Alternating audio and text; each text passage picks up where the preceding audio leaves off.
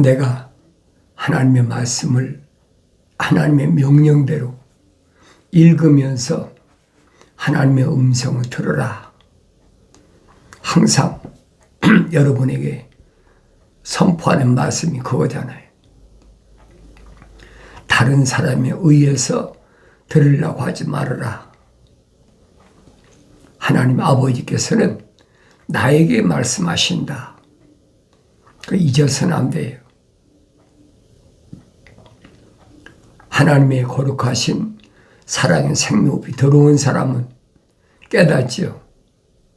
하나님의 거룩한 뜻이 무엇인지, 하나님 아버지께서 원하시는 것이 무엇인지. 어린아이 때는 깨닫지 못하잖아요. 젖 먹는 어린아이가 소리만 조금 커도 울음 터뜨리고 하는 게 일반적인 거 아닙니까? 어린아이 때는 하나님의 순수한 말씀의 젖을 먹고 성장하는 것에 집중해야 된다는 거예요. 그러니까 성장하면 이제 깨닫는 거죠. 성장하면 분별이 되잖아요. 누가 내 어머니인지, 누가 나의 아버지인지. 이제 오랫동안 그렇게 듣다 보면 그 목소리가 익숙하잖아요. 어머니 음성, 아버지 음성에 익숙한 것처럼 육신 안에 있는 나도 하나님의 음성에 익숙해야 된다. 그래서 하나님 아버지께서 내 아들아라고 부르실 때 빨리 응답할 수 있는 성숙한 그런 신앙을 성경은 요구하고 있어요. 그때 되면 지혜가 뭔지, 정의가 뭔지, 공의가 뭔지, 공평의 훈계가 뭔지 깨닫게 되는 거죠.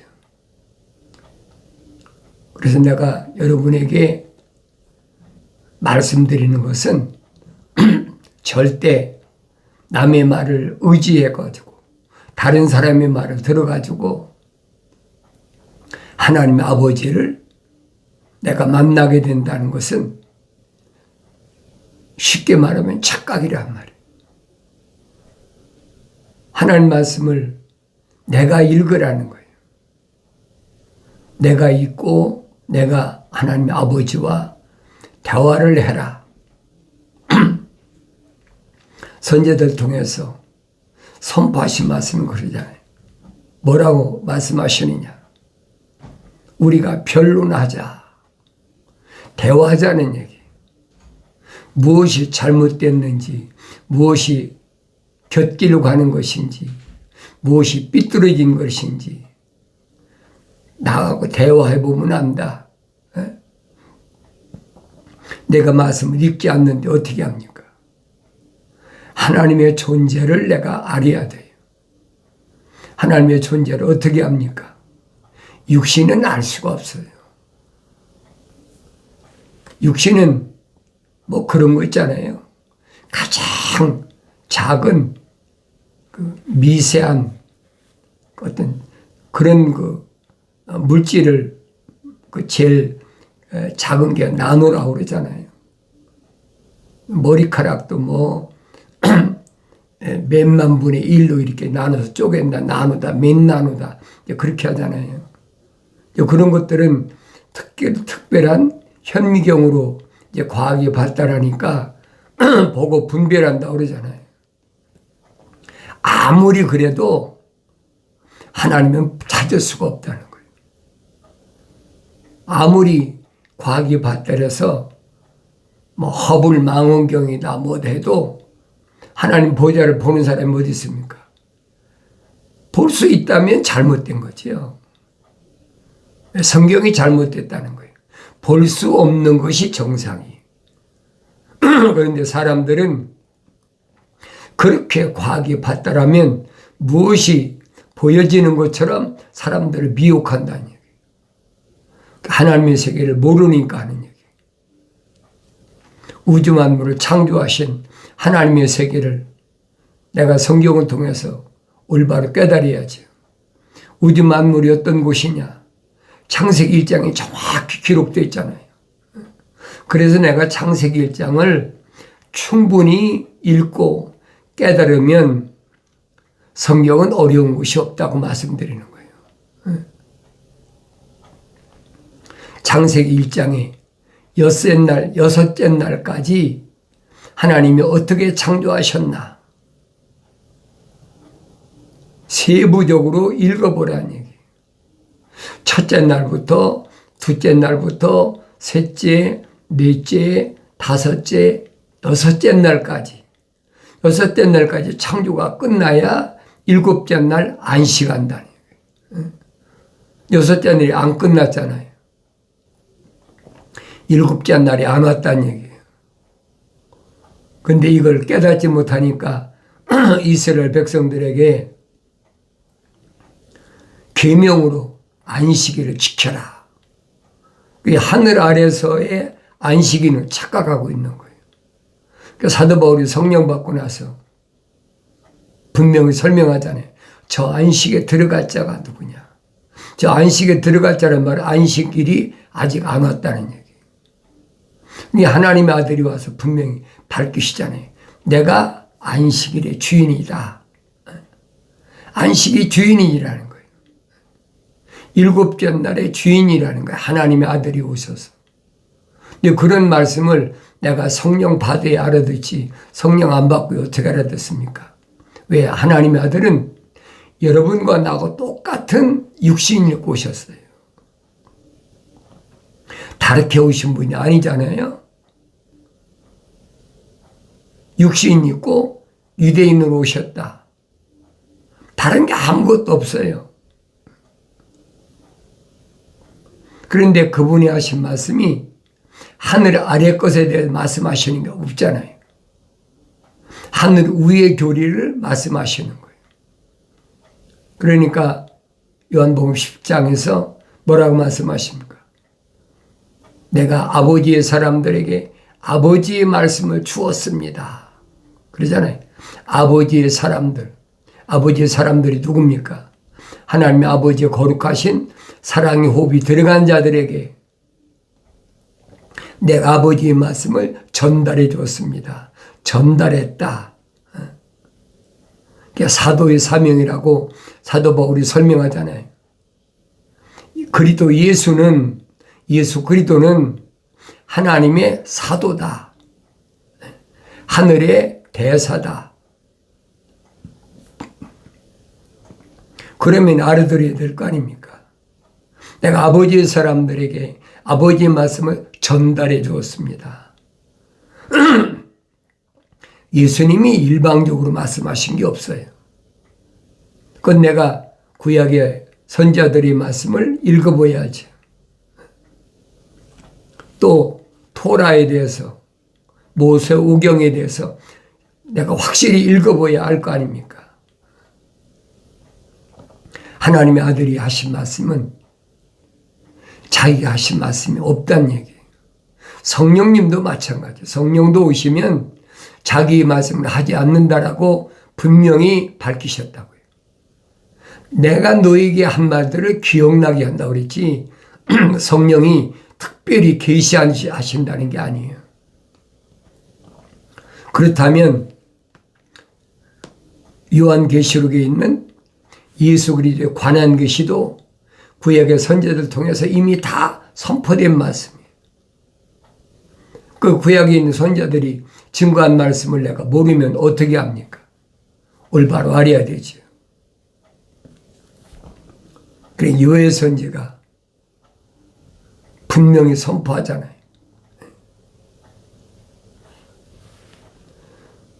믿음의 조상이라는 아브라함이 4가지 하나님의 명령을 분명히 전달받았는데 그 중에 3가지는 지키고 1가지는 못 지켰다는 거예요. 왜?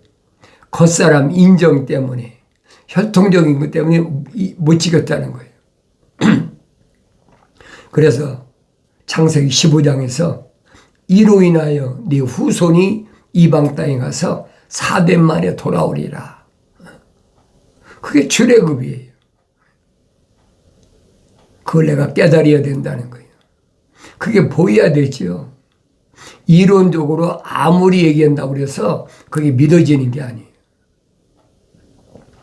내가 책망받고 돌이켜서 성령 받아 읽으면 요해선지 통해서 선포된 말씀이 기억나는 거지. 그래서 요해선지는 뭐냐? 애굽이 400년 동안 야곱의 후손을 나일강 삼각지에다가 뭐 처음에야 애굽의 중앙조 시대 요셉이 국무총리였으니까 학대했으면 안 했죠. 그때는 뭐 대우했죠. 가장 좋은 땅 미리 요셉이 국무총리니까 모릅니까? 애굽 땅에서 어디가 제일 좋은 땅인가? 나일강 삼각지다. 그러니까 거기에 정착하도록 유도하잖아요. 우리는 다 목축업하려는 사람들이니까 그 목축업하도록 풀이 좋은 그런 곳으로 인도했잖아요. 근데 요셉이 알지 못하는 다른 왕이 들어섰다. 그때는 중앙조 시대가 끝나고 신왕조 시대가 왔다. 역사적으로 보면. 요셉이 알지 못하는 다른 왕이 들어서니까 그때부터 히브리인들을 이제 탄압하기 시작한 거예요. 그것은 요해선지는 뭐라고 표현했냐? 모충이라 그랬어요. 시작이란 말이에요. 모충이 먹다 남은 것을 그렇게 표현했잖아요. 모충이 먹다 남은 것을. 누가 먹었다 그러지? 메뚜기가 먹었다. 출애굽해가지고 가나안 땅을 정복하기까지 여정을 우리는 너무나 잘 알잖아요. 1세들은 20세 이상, 남자만 60만 3,550명인데 그 중에서 여호수아 갈렙 두 사람만 빼놓고는 하나님께서 아브라함에게 약속하셨던 그 약속을 믿는 여호수아 갈렙 빼놓고는 다 광야에서 죽었다. 지도자 모세까지도 하나님의 명령에 거역했다. 그래 못 들어갔잖아요. 그러니까 이런 내용들을 그냥 읽고 지나가는 게 아니란 말이에요. 근데 광야에서 태어난 2세들, 그러니까 광야에 나오자마자 태어난 사람들은 40년 동안 광야 생활이니까 벌써 그런 사람들은 나이가 40살이 됐잖아요. 그러니까 이런 내용들을 보면은 모세에게 주어진 것이 뭐냐? 광야에서 태어난 2세들에게도 똑같은 신에서 받은 계명을 그들에게 교육시킨 그게 신명기란 말이에요. 그러니까 신명기에 기록된 말씀을 가지고 하나님의 아들이 광야에서 마귀가 시험하려고 달라들 때 그 말씀을 인용하잖아요. 신명기 8장에 기록된 말씀을. 그러니까 내가 읽어봐야 하나님의 아들이 무엇으로 사탄 마귀를 물리쳤는지 그걸 깨달을 거 아닙니까? 내가 성경을 안 읽고는 안 돼요. 모충이 먹던 것을 그 다음에는 메뚜기가 먹었다. 메뚜기가 먹었단 말 무슨 말입니까? 출애굽에서 이스라엘 왕조가 들어섰는데 어디까지 왔습니까? 다윗 시대를 거쳐서 솔로몬 시대까지 왔어. 근데 솔로몬이 처음에야 7년 동안 다윗이 자기 아버지가 그렇게 소원하던 하나님의 성전을 짓는다. 7년 동안 졌는데 나머지 13년 동안은 자기가 살 왕궁을 지면서 온갖 못된 짓은 다 하고 있잖아요. 그러니까 1,000명의 여자를 통해서 우상 숭배를 하기. 그렇게 다윗이 당부를 했는데도 듣나요? 안 듣지요. 그래서 이스라엘의 나라가 둘로 갈라졌잖아요. 이스라엘 역사를 보면 그래요. 그래서 여로보암을 통해서 북이스라엘, 또 솔로몬의 아들 르호보암을 통해서 남유다, 한 지파밖에 없죠. 유다 지파. 르이 지파는 원래 하나님의 성전을 관리하고 지키는 지파니까.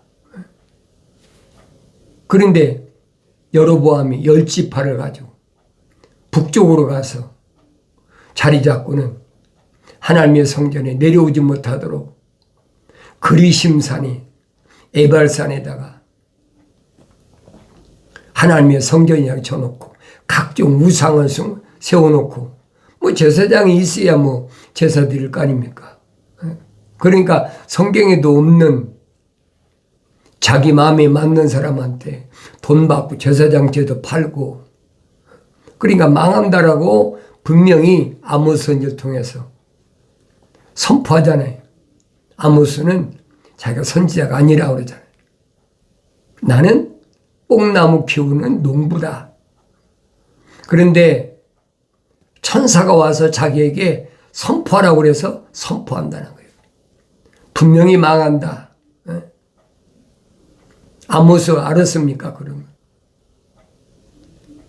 천사를 통해서 계시 받았으니까 알지. 그러니까 그걸 인해서 북이스라엘은 누가 침공했습니까? 아수르가 침공했잖아요. 아시리아라보다는 아수르가 침공했단 말이에요. 왜 그랬어요?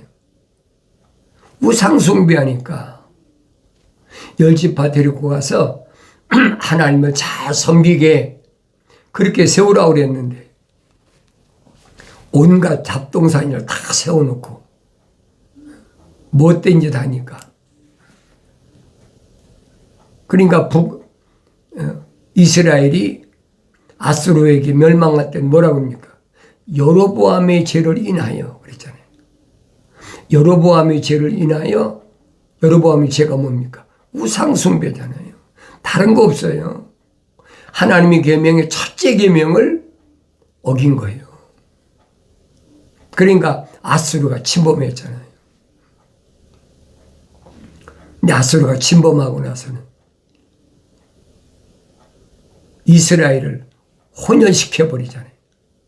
아수르 사람들을 이스라엘로 이주시키고 이스라엘 사람들을 아수르 지역으로 강제로 이주시키고 완전히 섞어버린 거죠. 그런데 그런 걸 보고도 거의 한 130년 이상을 목격하고도 남유다도 똑같은 짓을 해. 그러니까 선지자를 통해서 뭐랍니까? 북쪽에 있는 언니가 그렇게 우상 숭배하다가 멸망을 봤으면 동생인 아우인 유다가 정신 차려야 되는데, 남유다도 여러분 잘 알잖아요. 시기야 왕이 그렇게 깨끗하게 하나님의 성전을 정화시키고 깨끗이 정화시켰으면 선지자 이사야가 뭐라 그럽니까? 죽어라. 근데 죽으라는데 거역하잖아요. 다 살게 해달라. 그 15년을 더 살았어. 그러니까 많은 사람들이 그렇게 보고 있잖아요. 히스기야가 눈물을 흘리면서 간절히 구하니까 그 생명이 15년이 더 연장됐다. 그 전체를 봐야죠. 15년이 연장됐을 때 3년 만에 아들을 낳았잖아요. 그게 므낫세예요.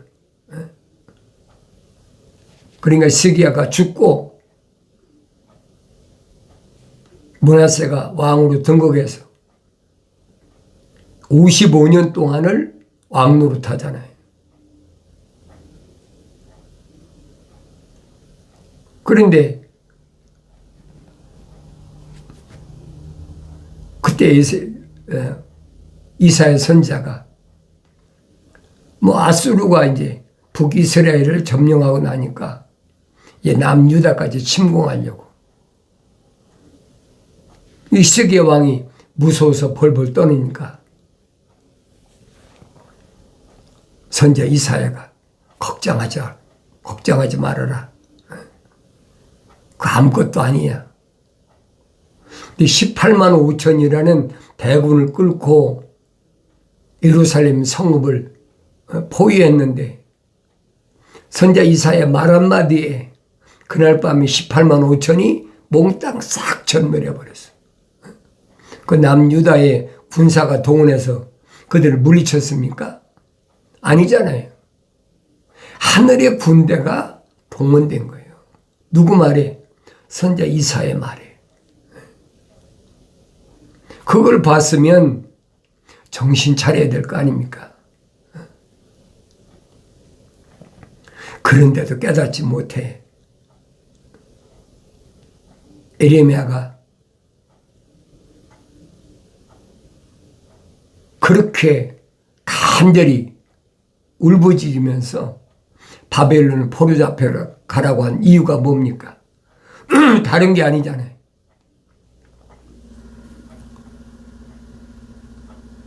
므낫세가 등극해가지고 55년 동안 통치하는 동안에 남유다가 완전히 우상의 제국이 되어버렸어요. 성경 읽어보세요. 그거 보여야 될 거 아닙니까? 그러니까 이번에는 무슨 일이 벌어졌습니까? 왜 선지자가 선포한 대로 메뚜기가 먹던 것을 자벌레가 먹었다. 바벨론이 자벌레로 표현했잖아요. 곤충이잖아요. 그런데 바벨론의 느부갓네살 왕이 하나님의 살아계심을 알면서도 다니엘 통해서 체험했잖아요. 앞으로 인간 나라가 어떻게 끝나고 여섯째 날까지 어떻게 끝나고 일곱째 날이 어떻게 된다. 뜨인 돌이 와서 어떻게 한다. 정확히 설명해 줬는데도 그 말을 듣고 나서는 그 앞에 고개 숙이고 다니엘을 자기 다음으로 치리자 삼고 다 하잖아요. 그러면서도 금방 돌아서 가지고 신할 평화에다가 금신상을 세워놓고 거기다 절을 해라. 그때 등장하는 것이 사드락 메삭 아벳느고란 말이에요. 사드락 메삭 아벳느고를 7배나 뜨거운 용광로 속에 집어넣는다고 그들이 죽습니까? 아니에요, 여러분. 그것을 내가 모델로 보란 말이에요. 이 세상은 용광로와 같은 곳이다. 그러니까 그런 것을 체험하고 나서 느부갓네살 사람이 어떻게 돼? 7년 동안 짐승같이 살았어요. 성경을 자세히 읽어보세요. 그리고 나서는 어디로 넘어갑니까? 메덴 나라로 넘어가잖아요. 패권 국가가. 또 메덴 나라 페르시아하고 연합해가지고 바벨론을 무너뜨렸으면은 정신 차려야 되는데, 다리오 왕은 또 하나님의 종 다니엘을 기도한다는 말도 안 되는 그 제명을 씌워가지고 사자굴 속에 집어넣잖아요. 그 내가 이 네 소년을 항상 주목해 보라는 거예요. 다니엘서를 읽으면 자세히 기록되어 있어요. 다니엘이 며칠씩 굶은 사자굴 속에 집어던진다고 사자가 먹을 수가 있습니까? 창조주 하나님께서 죽어나오고 계신데. 그런데 다니엘이 살아난 것만 얘기하고 있지 그 대가가 어떤가 하는 것을 그걸 모르고 있다는 거예요. 그 대가가 뭐예요? 메덴 나라가 이제 끝나고 다 살아 넘어오잖아요. 그러니까 자벌레가 먹던 것을 풀새기가 먹었다. 그렇게 표현하고 있죠. 요엘 선지자가. 이런 역사적인 사실은 중심에 누가 있느냐?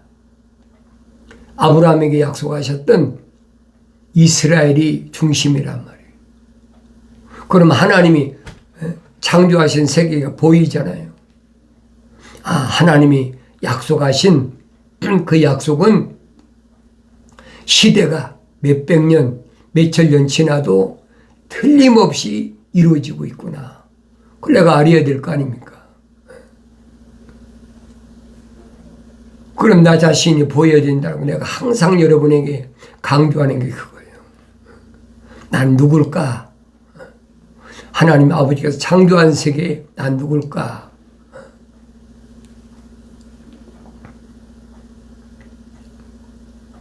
네 가지, 애굽, 아수르, 바벨론, 메덴 나라로 끝으로 이스라엘이 해방되잖아요. 왜? 예레미야 선지를 통해 약속하신 70년이 찼단 말이에요. 그러니까 지금 그 파산 나라, 페르시아죠. 지금 이란이란 나라예요. 페르시아 왕이 해방을 선포하잖아요. 나에게 모든 권한을 주신 하나님께서, 하늘의 하나님께서 이스라엘 백성을 해방시켜라. 예루살렘으로 복귀시켜라. 그래서 그때 복귀한 사람들이 성경에 기록된 것이 약 5만 명이에요. 그래서 그들이 복귀해가지고 예루살렘 성읍을 중건하고 거의 한 400년 이상이 걸렸잖아요. 400년 이상이 걸리고 나서 하나님의 아들이 유대인으로 오신 거예요. 하나님의 아들이 유대인으로 오신 것은 그냥 뭐 어쩌다 오신 게 아니란 말이에요. 하나님의 창조의 큰 계획이니까 이걸 올바로 봐라. 나의 책망을 듣고 돌이키라. 보라. 내 영을 부어서 내 말들을 알게 하리라. 약속하신 말씀이 마침내 이루어지길 바랍니다.